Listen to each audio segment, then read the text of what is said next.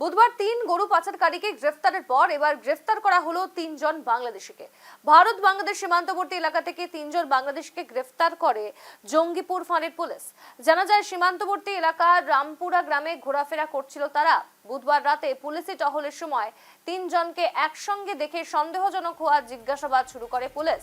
জিজ্ঞাসাবাদে বেরিয়ে আসে আসল ঠিকানা। জানা যায় 3 জন বাংলাদেশের বাড়ি বাংলাদেশের চাঁপাইনবাবগঞ্জের চাপাই থানা এলাকায়। ধৃতদের নাম মোহাম্মদ জসিমউদ্দিন শেখ এবং রকিবুল শেখ। ধৃতদের বাড়ি বাংলাদেশের চাপাই থানা এলাকায়।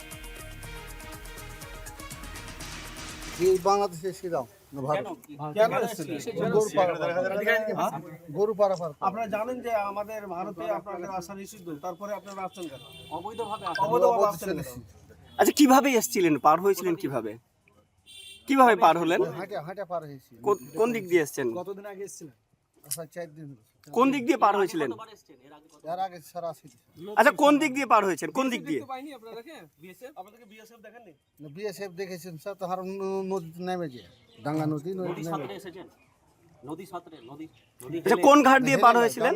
কোন ঘাট দিয়ে পার হয়েছিলেন? দিনা স্যার, বিএসএফ টাকা নেয় আপনাদের পার করার জন্য? দিনা কে টাকা নেয়? কেউ টাকা নেই। তো আপনার এমনি এমনি চলে আসলেন, কেউ কিছু বললো না?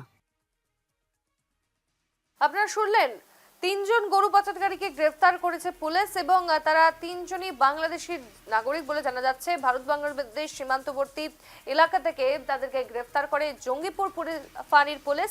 আমরা বিস্তারিত জানতে সরাসরি যাব। প্রতিনিধি শান্তনু রয় আমাদের সঙ্গে যুক্ত হয়েছে। শান্তনু, আবারও বাংলাদেশিকে আটক করা হয়েছে এবং তারা কিন্তু গরু পাচার ব্যবসার সঙ্গে জড়িত। কতদিন ধরে তারা এই ব্যবসার সঙ্গে জড়িত? এর আগেও কি তারা ভারতবর্ষে আনাগোনা করতো কিনা, কি জানতে পারছো? অবশ্যই দেখো, তাদের কথাবার্তায় কিন্তু বিষয়টা একেবারে স্পষ্ট যে তাদের কিন্তু চেনা রাস্তা, অর্থাৎ এই যে চাপাই নবাবগঞ্জ মানে মুর্শিদাবাদের জঙ্গিপুরের অপর যে প্রান্ত রয়েছে সেটা চাপাই নবাবগঞ্জ। এই চাপাই নবাবগঞ্জ থেকে এর আগেও আমরা দেখেছি যে একাধিক মানুষ কিন্তু গ্রেপ্তার হয়েছে এবং এদের এই মুর্শিদাবাদে আসার একটাই কারণ, সেটা হচ্ছে গরু পাচার। এবং একাধিক জায়গা থেকে এরা গরুগুলোকে সংগ্রহ করে, তারপরে কিন্তু সেই মানে রাখাল হিসেবে সেই গরুগুলোকে নিয়ে চলে যায় সীমান্তের অপর প্রান্তে। এটাই সবচেয়ে দেখো একটা চিন্তার বিষয় যে এইভাবে সেখানে সিকিউরিটি থাকা সত্ত্বেও বিএসএফ সেখানে রয়েছে, বিএসএফ এর টহল সেখানে রয়েছে এবং এই জায়গাতে এত টহল থাকা সত্ত্বেও তারা কিন্তু ভেতরের দিকে ঢুকে পড়ছে। এবং এটাই চিন্তার বিষয় যে এরপরে এরা ভারতবর্ষের ভেতরে ঢুকে যে কোনো ধরনের অপ্রীতিকর ঘটনাও কিন্তু ঘটিয়ে দিতে পারে। এবং গতকাল রাতে পুলিশ যখন সেখানে টহল দিচ্ছে, কারণ আমরা জানি যে এখন মোটামুটি বর্ডার পেট্রোলিং এর ক্ষেত্রে পুলিশও সেখানে যায় এবং সেখানে তদন্ত তারাও করে, তখনই কিন্তু তাদেরকে দেখতে পায় যে তারা ঘোরাফেরা করছে এবং সেই সময় তাদেরকে জিজ্ঞাসাবাদ করে বুঝতে পারে যে তারা প্রত্যেকেই বাংলাদেশি, যদিও তারা স্বীকার করে নিয়েছে। এবং আপাতত তাদের পুলিশ পিসি নেওয়া হবে এবং পুলিশ পিসি নেওয়ার পরে পরবর্তী যে জিজ্ঞাসাবাদের প্রক্রিয়া পুলিশ সেটা শুরু করবে। এবং তাদের সঙ্গে আর কারা কারা লিঙ্ক ব্যান্ড রয়েছে, কারণ লিঙ্ক ব্যান্ড না থাকলে তো তারা এখানে আসবে না বা ব্যবসাটাও করবে না, সেটাও কিন্তু পুলিশ জানার চেষ্টা করছে।